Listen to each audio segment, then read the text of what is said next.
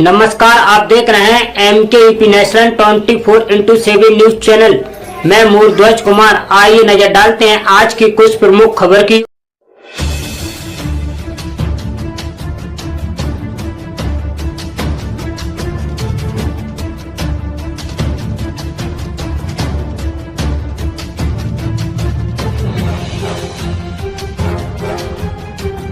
उत्तर प्रदेश के संभल में जामा मस्जिद के सर्वे के दौरान रविवार को भड़की हिंसा में 4 युवकों की मौत हो गई। सीओ अनुज चौधरी और एसपी के पीआरओ के पैर में गोली लगी। एसपी समेत 22 अन्य पुलिसकर्मी भी घायल हो गए। हिंसा के आरोप में पुलिस ने 21 लोगों को गिरफ्तार किया है। 400 से ज्यादा लोगों पर एफआईआर दर्ज की गई है। सभी मृतकों को देर रात ही सुपुर्दे खाक कर दिया गया। हिंसा के बाद 24 घंटे के लिए संभल तहसील में इंटरनेट बंद कर दिया गया। 24 घंटे के लिए इंटरनेट बंद करने की हमने रिक्वेस्ट की थी, जिसे शासन द्वारा मान लिया गया। केवल संभल तहसील में 24 घंटे के लिए इंटरनेट बंद किया गया। सर आदेश कर दिए सर नेट बंद करने के लिए? हाँ, केवल 24 घंटे के लिए संभल तहसील के लिए आदेश हुआ। सभी स्कूल आज बंद रहेंगे। डीएम राजेंद्र पेंसिया ने 1 दिसंबर तक संभल जिले में बाहरी व्यक्तियों के प्रवेश पर पाबंदी लगा दी है। पूरे शहर में अघोषित कर्फ्यू जैसा माहौल है। एसपी कृष्ण कुमार बिश्नोई ने कहा कि आरोपियों के खिलाफ गैंगस्टर की कार्रवाई होगी और रासुका लगाई जाएगी। इधर मृतकों के परिजनों का दावा है कि पुलिस की गोली से मौत हुई है। हालांकि कमिश्नर ने कहा कि पुलिस फायरिंग में कोई मौत नहीं हुई है। हमलावरों की फायरिंग में युवकों की जान गई है। अब आपको बताते हैं सर्वे के दौरान कैसे भड़की हिंसा। अचानक 3000 की भीड़ कैसे जमा हो गई।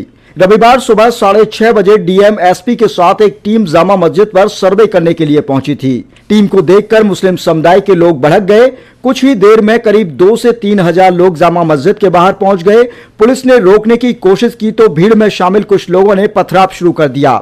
इसके बाद मौके पर भगदड़ मच गई। छतों से भी पथराव शुरू हो गया। पुलिस को भागना पड़ा। बवाल इतना बढ़ गया कि पुलिस ने पहले आंसू गैस के गोले दागे, फिर लाठीचार्ज करके भीड़ को खदेड़ा। वहीं इस मामले में संभल के जिलाधिकारी राजेंद्र पेंसिया ने पत्रकारों से बात करते हुए बताया कि हमारे पास पर्याप्त मात्रा में फोर्स थी, तभी हमने एक भी व्यक्ति को जामा मस्जिद तक जाने नहीं दिया। 9:15 बजे तक कोई पत्थरबाजी नहीं थी। उसके बाद थोड़ी पत्थरबाजी हुई। मस्जिद से जब ऐलान हुआ कि सर्वे पूरा हुआ, उसके बाद जबरदस्त पत्थरबाजी हो गई और फायरिंग शुरू की गई।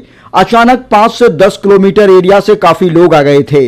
उन्होंने कहा कि कोई भी व्यक्ति हो जिसने उकसाया हो, जिसने प्लानिंग की हो, जो भी चीज सामने आएगी जीरो टॉलरेंस से सभी से निपटा जाएगा। 19 नवंबर को ऑनरेबल कोर्ट के डायरेक्शन से हमने सर्वे कराया था। जैसे ही एडवोकेट कमिश्नर पहुंचे, उन्होंने कहा हमें सर्वे कराइए, तो हम सर्वे करवाने के लिए प्रोटेक्शन के साथ उनको ले गए। उस दिन भी हमने इससे कम पुलिस फोर्स लगाई थी और उस दिन सर्वे बहुत अच्छे से कंडक्ट हुआ। 1 घंटे के करीब सर्वे चला, किंतु वो नाइट का सर्वे था और नाइट विजन में आपको पता है बहुत सारे फीचर्स नहीं आ पाते हैं। इसलिए एडवोकेट कमिश्नर ने 23 नवंबर को हमसे पुनः रिक्वेस्ट की।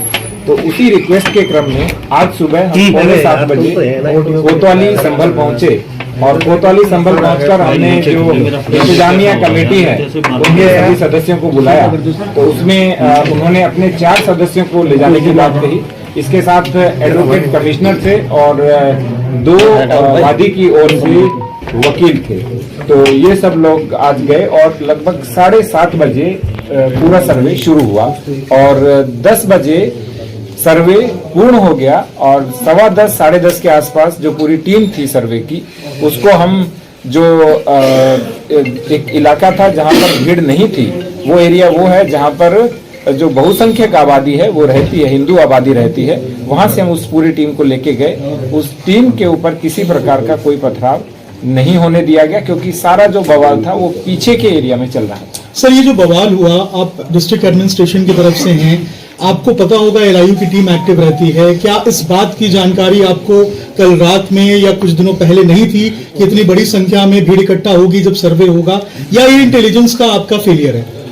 हमारी इंटेलिजेंस ने जितनी भी बातें बताई उससे अधिक हमने सुरक्षा प्रदान की। उसके संबंध में हमने जो हमारे वरिष्ठ हैं, जिनसे भी आपने सर ने बात में, कमिश्नर सर और डीआईजी सर, उनसे भी हमारी एक दिन पहले चर्चा हो गई। तो पर्याप्त मात्रा में फोर्स था और वो फोर्स पर्याप्त था, वो इस बात का प्रतीक है कि हमने एक भी व्यक्ति को जामा मस्जिद के सामने नहीं आने दिया। इसका अर्थ है कि फोर्स पर्याप्त था। बस जो तीनों ओर से भीड़ अचानक आई और लगभग 9:15 तक कोई भी पत्थरबाजी नहीं थी। लगभग 1.25 घंटे आराम से सर्वे चला, लेकिन उसके बाद 9:15 बजे अचानक थोड़ी पत्थरबाजी हुई तो हल्का बल प्रयोग करके हमने उनको पीछे हटा दिया। जैसे ही मस्जिद से ऐलान हुआ कि सर्वे पूर्ण हो चुका है, उसके बाद जबरदस्त पत्थरबाजी और जो फायरिंग है वो ऊपर से शुरू हो गई। फायरिंग का शक से की गई या दूसरे से किया Isn't it a matter of concern? Police says that there was no firing from their side, despite that somebody from the crowd is able to fire, and because of which 3 people have lost their life. आपको लगता है ये कहीं failure है कि crowd के बीच में शख्स आता है, एंटी सोशल एलिमेंट हथियार लेकर कैसे पहुंच जाता है? अब आप स्वयं सोचिए कि जहां तक हमें सुरक्षा देनी थी वहां पर ऐसा कोई भी शरारती तत्व नहीं था। अब अचानक लगभग 5-7-10 किलोमीटर के एरिया से काफी लोग आ गए थे और उनमें से अभी कप्तान साहब आपको बताएंगे कि हमें क्या क्या बरामद हुआ है उन लोगों से जिनको हमने पकड़ा है अभी। तो यदि कोई इस तरह की चीज लेके आया है तो उस पर कठोर कार्रवाई होगी। लेकिन सर सवाल फिर यही है कि आखिर उनके पास से चीजें बरामद हुई हैं, तो क्या लोकल इंटेलिजेंस को इस बात की जानकारी नहीं थी कि वो इकट्ठा कर रहे थे या प्लान में थे?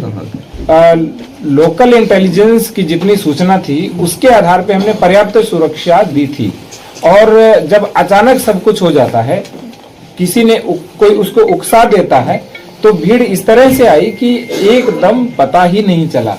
सुबह कोई भीड़ नहीं थी। आज संडे का दिन था, संडे के दिन वैसे भी छुट्टी होती है और सबसे बड़ी बात नमाज का समय भी नहीं था। जो नमाजी थे वो भी नमाज अदा करके चले गए।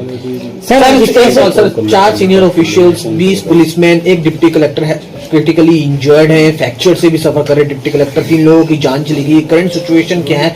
कब तक संभल जो नॉर्मलसी की तरफ बढ़ेगा? आप लोग किस तरह से निगरानी करेगा? ड्रोन हो चल रहा है, इंटरनेट सस्पेंशन की बात सामने, काफी सारी चीजें चल रही हैं सर। संभल 10 बजे से पहले नॉर्मल था, 11 बजे के बाद भी नॉर्मल था, क्योंकि 10 से 11 लगभग 1 घंटे पत्थरबाजी हुई। उसके बाद अचानक जो नखासा थाना है वहां पर पत्थरबाजी शुरू हुई, वो लगभग 45 मिनट के आसपास चली और उसके बाद से संभल नॉर्मल है, सेंसिटिव है बट सारी चीजें नॉर्मल है और हम पूरा कंट्रोल किए। क्या बात है? योगी आदित्यनाथ ने कहा है कि जो भी व्यक्ति है, जो भी इसमें दोषी पाया जाए उसके खिलाफ सख्त से सख्त कार्रवाई की जाएगी। जीरो टॉलरेंस की पॉलिसी है और कोई भी व्यक्ति होगा, चाहे कोई भी हो, चाहे जिसने उकसाया हो या जिसने प्लानिंग से किया हो, जो भी चीजें हैं वो सामने आएंगी और जीरो टॉलरेंस के साथ सभी से निपटा जाएगा। सर आपसे लास्ट सवाल है कि अब जो मजिस्ट्रेट कमेटी जो बनाई गई है सर, किस तरह से जांच की जाएगी और क्या क्या उसमें होगा सर? अभी जो मजिस्ट्रियल कमेटी है वो अंडर प्रोसेस है, अभी हमने बनाई नहीं है, लेकिन मजिस्ट्रियल ड्यूटी सब जगह पे लगा दी है ताकि शांति व्यवस्था और लॉ एंड ऑर्डर बना रहे।